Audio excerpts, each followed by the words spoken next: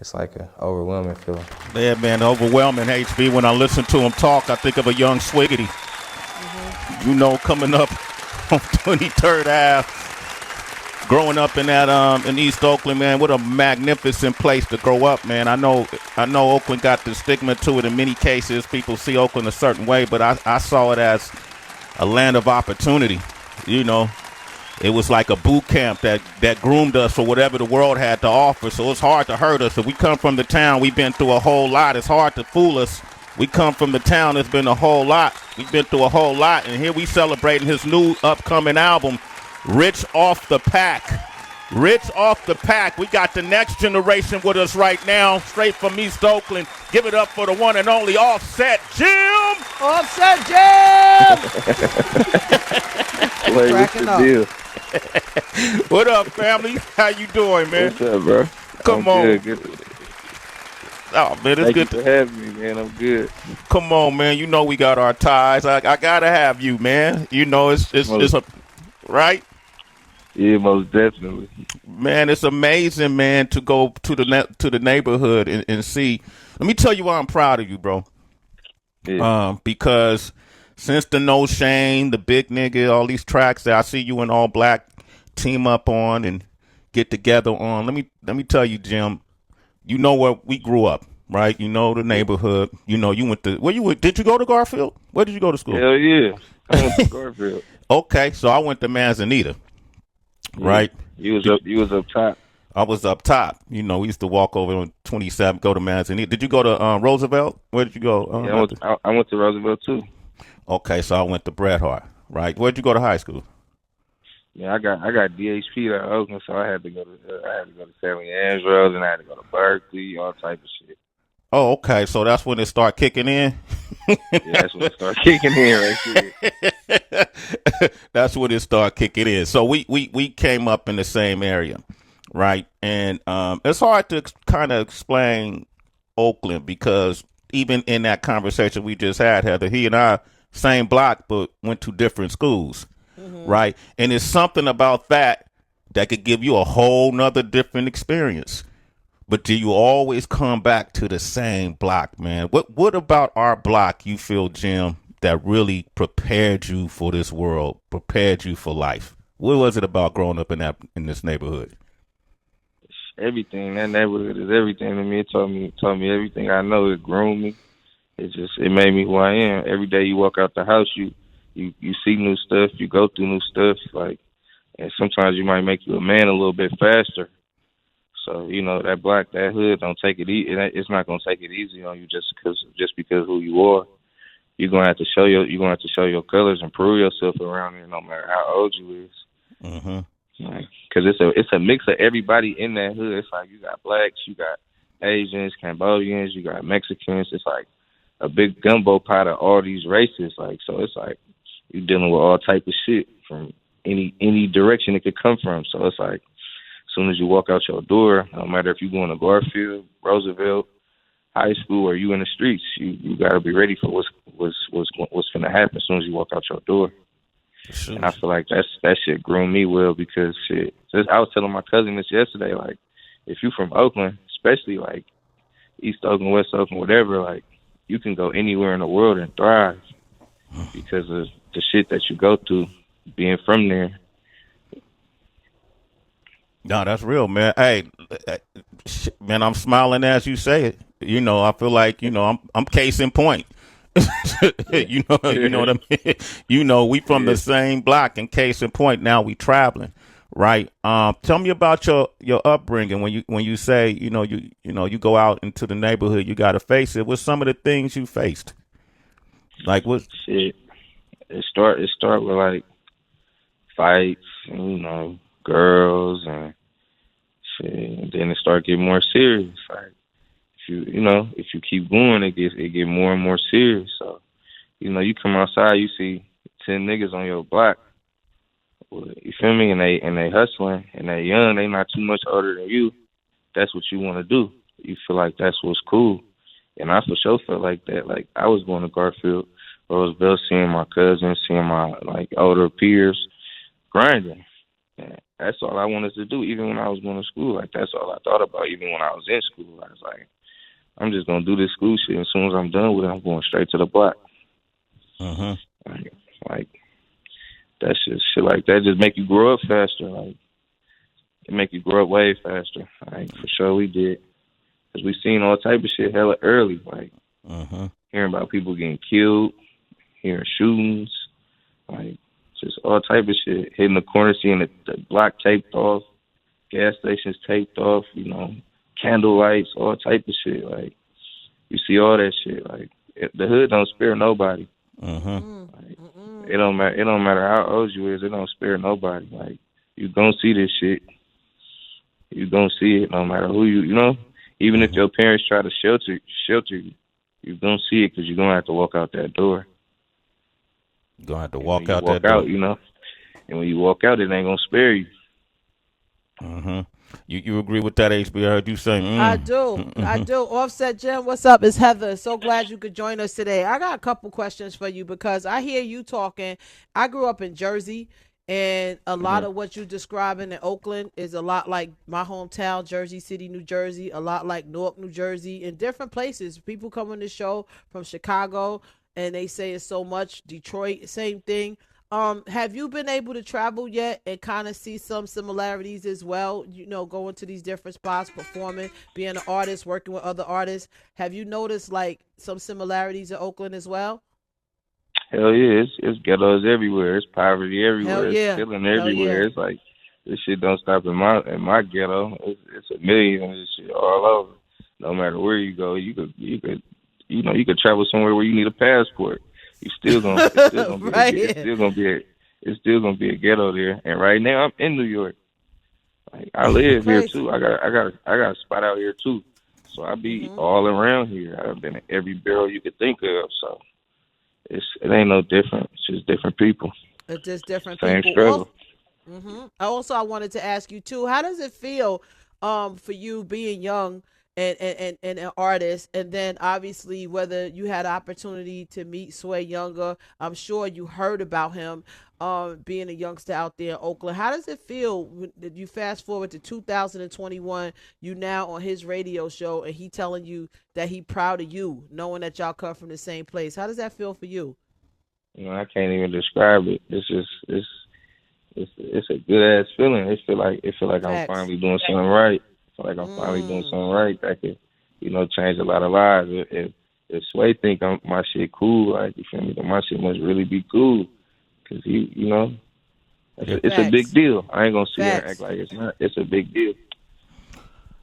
I think what you're doing is, and first of all, I appreciate your words, man.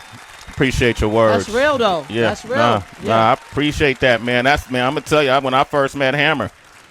Shit, I was the same way. His family came up over near High Street. We got family over there too, and it's inspiration, man. And see, that's why I say I'm proud of you, Jim, because I know a lot about your history, and I know where we grew up, and I see you. I see all black.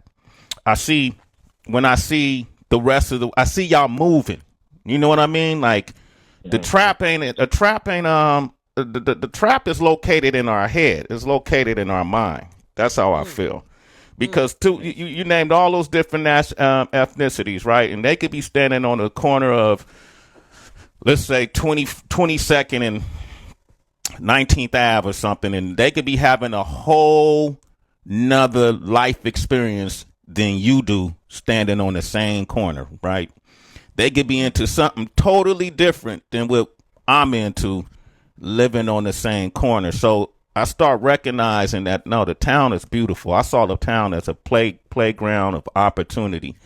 I just got to make sure my mind is aligned with that line of thought, so I don't get caught up in too many traps. If you grew up in the town, you probably done some shit that could have got you caught up, me included.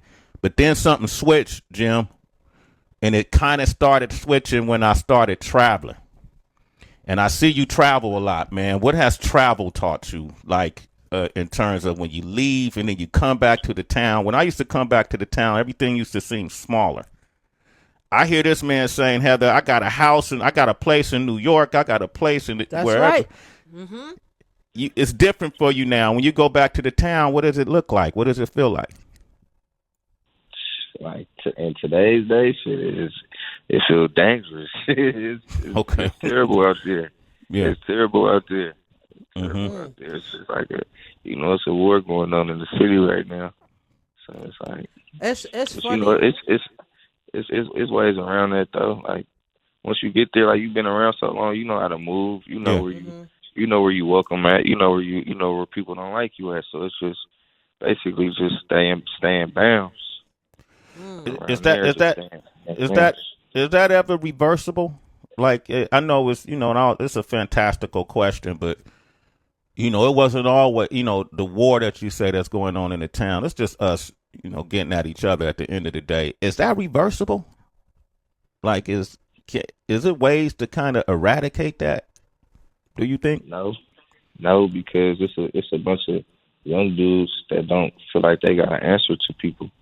Like back in like certain times, I know it was like older cats that could come in and step in and stop certain things, but nowadays that ain't really the name of the game no more. Like everybody feel like they gotta prove themselves. Everybody done lost somebody, so everybody feel like they entitled to do something. So even people that may not even be in that life, like they might have lost somebody to them, or something might have happened to them.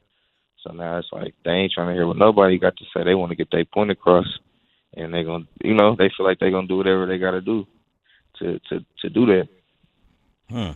Okay. Offset Jim is here, man. I got faith. I think what would have happened to it ain't gonna be words necessarily. It's just gonna be images. It's gonna be examples. When you mention Play Runners Association and people see that you guys got this organization off the ground, and then at some point, PRA will be doing stuff in the community, and they'll see your success. You ain't got to say nothing. They'll see Offset Jim hanging out with Lil Baby, right? Yeah. I know when people saw you posted with Lil Baby, what kind of response you get from that? Oh, they love that shit, but they expected it though. Mm-hmm. They know me and Baby cool. They know we be gambling and shit sometimes, so they expected that. They expected that. It wasn't no. It didn't come with no, they wasn't surprised when they seen that shit. They already knew. They just be happy for me. They just be happy for me when they see that type of shit, because they like, okay, he really trying to be a rapper. Like, he really on some rapper time now. The whole city be proud of me though. Like, it don't matter like if people like me or they don't like me. Like, whether they admit it or they don't, like, they be proud of me. The whole city. You and Guapdad both got recognition from OVO. Oh yeah. And y'all same kind of, affiliation, all click, man. How did that happen for you? How did you link with OVO? Man, it was so fluke. It was some fluke ass shit. I was just on Instagram one day, and luckily I had caught it. I had caught Alba. His name Alba. He like one of the CEOs over there. He had tagged me in a post, and I was just looking like, who the fuck is this? Like, who is this? And then I did my homework on him, and I found out who he was. I was like, what the fuck? Like, how you know? Like, he was quoting my whole song. He quoted the whole Tap In on a caption on one of his pictures. Like, hell of people had commented on it. Travis Scott, like all type of people. I was like, what the fuck? And I had asked him, like, how did you hear about me? And he told me how he found out about me and shit.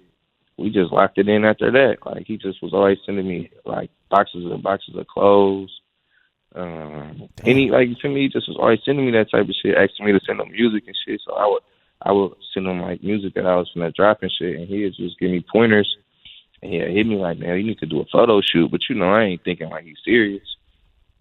And then shit, right after that, I had came to New York, and they flew me to LA for the photo shoot, and that's like when we just really made it official and everybody like for the world to see. But they fuck with me tough though, and I fuck with them too. So how does this work in terms of your name for those that don't know? Because it could be like confusion in the market. Can people say, "Oh, you that amigo"? Like, how does that work? Talk to me. It'd be a lot of that shit, because I had the name for a while. Like, I wasn't even rapping when I had got the name, and then I ain't expect none of this shit. Like, I ain't expect to be like, I wasn't even going for that. I was just trying to get 10,000 views on YouTube. I wasn't thinking nothing about like how this shit was gonna start going in this kind of direction. Right. Shit, I ain't think that, but shit, the world a big place, It'll never be. You know, if you go to any other place, you're gonna find 50 other Heathers. Not black ones though, Offset Jim. Not black ones. It ain't too many black Heathers. So y'all ever bump heads? Did it turn into a problem at all? Hell no. Okay. Hell no. We got mutual friends and everything. That's love. I love to hear that. We got. It ain't like I'm coming out dissing anymore. Right. Like taking his style of rapping. Like it ain't no shit like Facts. that. It's just like, you know. Yeah, he a good dude too, though, man. He seemed like he could have grew up in the town. Offset, right? Yeah, he's a really cool dude. So yeah, I wouldn't even, yeah. Offset Jim is here. 888-742-3345. We got Benny in Illinois on the line. Benny, yo, what Benny, we doing? what's good? What's good? Poppin'? What up, man? What up? Back, man. You know I'm a citizen, man. Yes, indeed, man. Say what's up to Jim, man. What'd you say? My bad. No, say what up to Jim. What up, bro? Hey, man, I like your backstory, bro. Like, you know what I'm saying? Like, I feel what you were saying. Like, when Heather had asked you, you know what I'm saying, how you do you experience poverty when you be traveling and stuff. And, you know, you right, man. It's hoods and, you know, all that shit everywhere. Like, facts. I'm in a small city in Illinois or whatever. You know what I'm saying? And I witness everything that you've been saying, like, on a daily basis. So, to see, you know what I'm saying, see what you got going and hear that shit, man, that shit real motivating. Most definitely, bro. Hey, Benny. Man, keep grinding. Yeah, What's man. up, bud? Follow him. Follow him on Citizens. All y'all follow him. Like, follow Offset Jim. He's at on Instagram. What is it? One Offset Jim? Yep, one Offset Jim on Instagram. See, what I love too is that I love to hear dreams realized, Benny. Like, for me, you hear this young man being mad, humble, but the fact that, you know, Sway, he said, look, I wasn't expecting this. I'm trying to do my thing. I was trying to get 10,000 views on YouTube, which at the time, when you first start, you be pushing for 100. You like, all right, cool. Let me see what else. Like, every little thing is a step.